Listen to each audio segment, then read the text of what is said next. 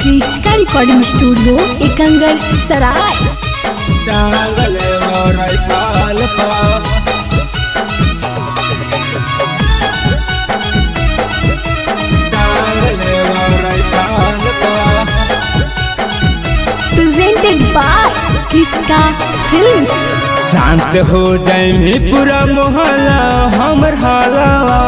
पर उदही के करा बाल पर टांगले बरई फाल पर डरे न जाइबो देवो भिड़ाई बंदूक जब गलावा पर उदही के करा बाल पर टांगले बरई फाल पर उदही के करा बाल पर टांगले बरई फाल पर टांगले बरई फाल पर उदही के करा बाल पर टांगले बरई फाल पर उदही के करा बाल पर टांगले बरई फाल पर हमर से जानी लिहन बांगा हमें रागा जवागे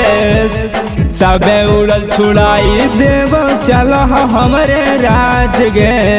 चल हमरे राज गे हमर से जानी लिहन बांगा हमें रागा जवागे सबे उड़ल छुड़ाई देव चल हमरे राज गे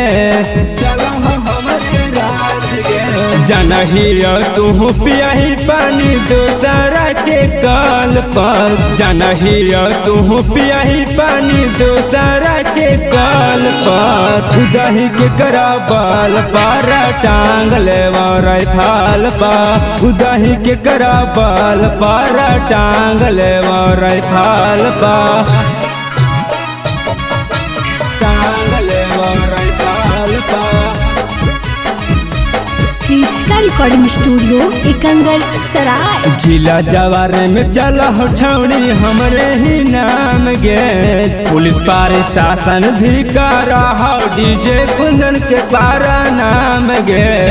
कुंदन के पारा नाम गे जिला जवार में चला हो छौड़ी हमरे ही नाम गे पुलिस पार शासन भी कर रहा डीजे कुंदन के पारा नाम गे तू कराही काहे गुमाम राहुल लभारावा कराही काहे गुमाम सिंटू लभारावा उदही के करा बाल पर टांगले बरई फाल पर उदही के करा बाल पर टांगले बरई फाल पर क्रिस्का रिकॉर्डिंग स्टूडियो एकंगर सराय।